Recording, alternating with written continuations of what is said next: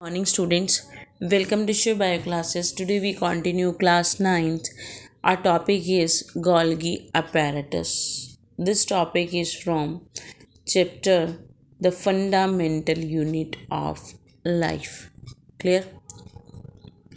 We have discussed about ER, that is endoplasmic reticulum, cytoplasm, nucleus. These are cell organelles. Fine.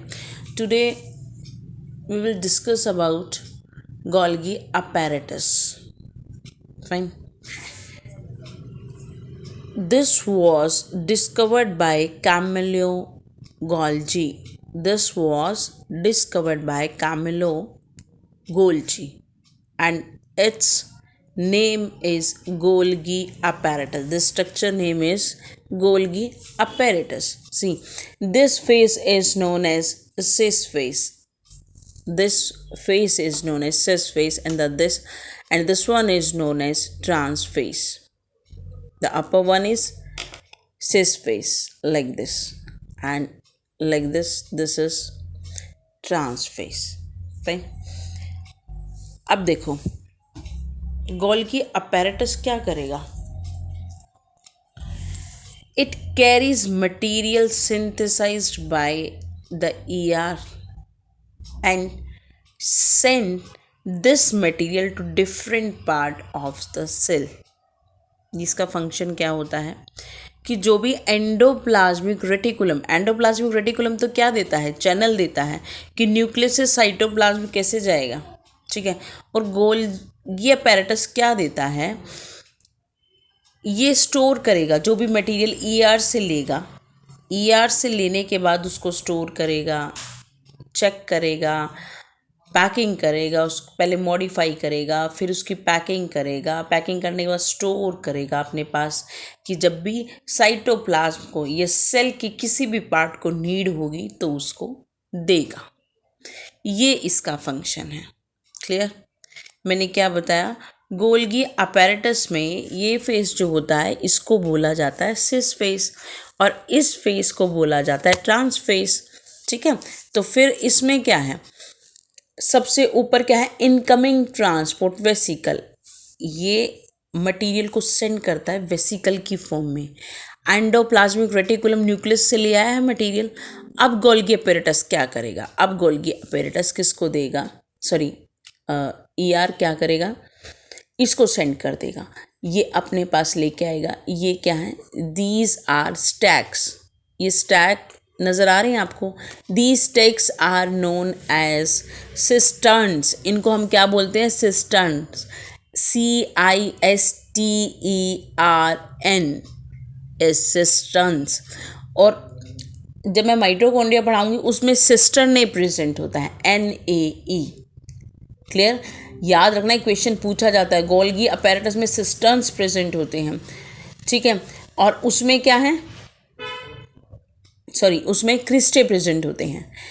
Mitochondria में cristae present होते हैं. हुआ clear. तो अब इसमें क्या है, इसमें सिस्टर्न्स हैं और माइटोकॉन्ड्रिया में क्रिस्टे प्रेजेंट होते हैं. याद रखना इस पॉइंट को. अब उसके बाद क्या है, कैमिलो गोल्गी ने डिस्कवर किया किसको, गोल्गी apparatus को. देखो, अगर कोई इंस्ट्रूमेंट बनाया जाता है तो वो तो होती है इन्वेंशन. ठीक है. लेकिन जो ऑलरेडी प्रेजेंट है, उसकी खोज की गई है, उसको हम डिस्कवर्ड बोलते हैं. ठीक. इसलिए कैमिलो गोल्गी ने क्या किया, डिस्कवर्ड किया था गोल्गी apparatus को. हुआ क्लियर. अब इसके बाद क्या है, it contains vesicle that are arrange parallel in stacks. ये क्या है, ये स्टैक्स में नज़र आ रहे हैं ना आपको, दीज आर सिस्टर्न्स. और इसके अंदर जो कैविटी प्रेजेंट होती है that is known as lumen. The cavity present inside cistern is known as lumen. तो क्लियर, ल्यूमन भी है. ठीक है. ल्यूमन क्या है, कैविटी है किसकी, सिस्टर्न्स की. उसके बाद क्या है, these vesicles have their own membrane. इसका मतलब क्या है, इसके पास खुद की मेम्ब्रेन होती है. ये आपसे क्वेश्चन पूछे जाएंगे, मैं पढ़ा रही हूँ, याद रखना, पेपर में क्वेश्चन पूछे जाते हैं कि मेम्ब्रेन बाउंड ऑर्गेनल कौन सा है, डबल मेम्ब्रेन बाउंड ऑर्गेनल कौन सा है, सेल ऑर्गेनल. तो याद रखना, ठीक है। अब उसके बाद क्या है, sometimes these membranes connected to those of ER. कई बार क्या होता है, ये मेम्ब्रेन्स जो होती हैं वेसिकल्स की, कई बार कनेक्टेड होती हैं किससे, एंडोप्लाज्मिक रेटिकुलम से। हुआ क्लियर। फिर उसके बाद क्या है, फंक्शन क्या है इसके, Golgi apparatus carries material synthesized by the ER to different parts of the cell. इसका काम कुछ नहीं है, ईआर से मटीरियल को उठाएगा, उसको स्टोर करेगा अपने पास, ठीक है। फिर उसमें चेंजेस लेके आएगा, मॉडिफाई करेगा उसको, फिर उसको वेसिकल की फॉर्म में पैक करेगा। फिर जो वेसिकल की फॉर्म में पैक होके जो जाएगा किसी भी पार्ट में सेल के, उसको हम बोलेंगे सेक्रेटरी वेसिकल। ये देखो, इनकमिंग ट्रांसपोर्ट वेसिकल आया, इसमें मॉडिफिकेशन हुई, पैकिंग हुई, वेसिकल की फॉर्म में निकला, ये देखो न्यूली फॉर्म वेसिकल। और उसके बाद क्या है, ये सेक्रेटरी वेसिकल, यहीं से निकला है ये सेक्रेटरी वेसिकल, ठीक है। कहाँ से निकलेगा, सिस्टर्न से निकलेगा।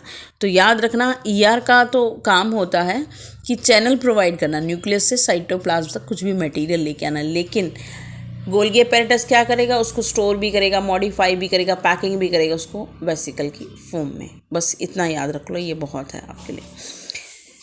The material is stored and packed in vesicles.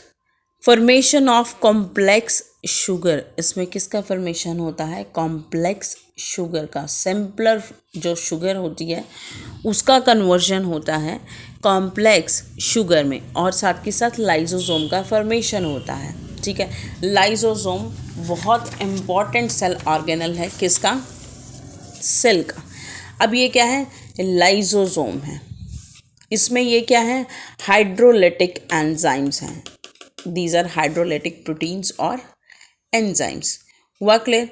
तो इसमें क्या है, these are single membrane vesicles, these are single membrane vesicles which are responsible for cleansing the cell. अब सेल में टॉक्सिन फैल गया तो सेल क्या करेगा, सेल इसको इन्फॉर्मेशन देगा, न्यूक्लियस इन्फॉर्मेशन देगा, किसको, लाइसोसोम को।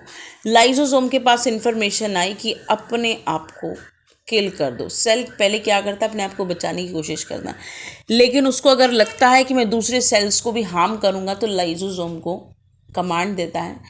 लाइसोसोम क्या करेगा, अपने आप को ब्रस्ट कर लेगा, रिलीज करेगा एंजाइम्स को, हाइड्रोलिटिक एंजाइम्स को, वो उस सेल को खा जाता है, अपने आप को खा जाएगा, यानी कि जो एंजाइम्स हैं वो अपने ही सेल को खा जाएंगे, ठीक है।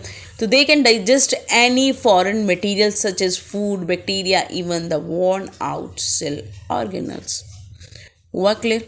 कोई भी मटेरियल जो बाहर से आया है, एंटीजन आया है, या food, bacteria, even the worn out cell organelles, तो इनको भी क्या कर देगा, ये डाइजेस्ट कर लेगा, खा लेगा, ठीक है। How lysosomes can digest any foreign material that enters the cell, कैसे कर लेगा, because they have hydrolytic enzymes और डाइजेस्टिव एंजाइम्स। इनको हम डाइजेस्टिव एंजाइम्स भी बोलते हैं, क्यों, क्योंकि ये फॉरेन पार्टिकल को भी डाइजेस्ट कर लेगा, बैक्टीरिया को भी कर लेगा, ठीक है, सेल ऑर्गेनल को भी कर लेगा जो बिल्कुल डैमेज हो चुका है। दीज एंजाइम्स आर, लेकिन ये वर्क किसके कहने पे करेगा, न्यूक्लियस के कहने पे करेगा ये वर्क, न्यूक्लियस को कमांड देगा, न्यूक्लियस ब्रेन होता है सेल का, ये बात याद रखना। These enzymes are synthesized by RER। इन एंजाइम्स को कौन सिंथेसाइज करता है, RER, and packaged into lysosome by Golgi bodies. बहुत इंपॉर्टेंट बात है ये कि जो रफ एंडोप्लाज्मिक रेटिकुलम है वो एंजाइम का क्या करेगा, बनाएगा, ठीक है। फिर उसके बाद मैंने कहा था ना कि ईआर को इन्फॉर्मेशन मिला कहाँ से, न्यूक्लियस से, कि तुम लाइसोसोम के डाइजेस्टिव एंजाइम्स बनाओ, ठीक है। डाइजेस्टिव एंजाइम बन गया, उसको फिर किसने क्या किया, गोल्गी अपैरेटस ने उसको लिया, स्टोर किया, मॉडिफाई किया, पैक किया, किसकी फॉर्म में, वेसिकल की फॉर्म में, और वेसिकल क्या बन गया, लाइसोसोम। तो याद रखना, लाइसोसोम की फॉर्मेशन कौन करता है, गोल्गी अपैरेटस। और अगर हम बात करते हैं hydrolytic enzymes which are present inside lysosome, these are formed by RER। अगर हम बात करते हैं गोल्गी बॉडी की, तो वो क्या करेगा, लाइसोसोम का फॉर्मेशन करेगा। लेकिन इसके अंदर जो एंजाइम प्रेजेंट है वो किसने सिंथेसाइज किया है, एंडोप्लाज्मिक रेटिकुलम। इसने तो बस एक उसको सराउंडिंग दिया है। हुआ क्लियर। फिर क्या है, lysosomes as suicide bag if the cells own material get damaged or dead, then there are chances the lysosome burst out, thus digesting its own cell। ये मैं बता चुकी हूँ कि सेल ऑर्गेनल, कहीं भी कोई सेल ऑर्गेनल सेल को हार्म कर रहा है, सेल उसको प्रोटेक्ट नहीं कर पा रहा, रिपेयर नहीं कर पा रहा है, तो क्या करेगा, ये लाइसोसोम को इन्फॉर्मेशन देगा, लाइसोसोम अपने आप को ख़त्म कर लेगा। ठीक है, बर्स्ट आउट हो जाएगा। तो वो अपने आप को ख़त्म करेगा तो किसका रिलीज होगा, डाइजेस्टिव एंजाइम का, या हाइड्रोलाइटिक एंजाइम्स का, या प्रोटीन का, या एंजाइम्स का, जो किल कर देंगे, डाइजेशन कर देंगे उस सेल का। क्लियर। अगर मेरा टॉपिक पसंद आया है तो प्लीज़ लाइक करना, शेयर करना, सब्सक्राइब करना। Thank you.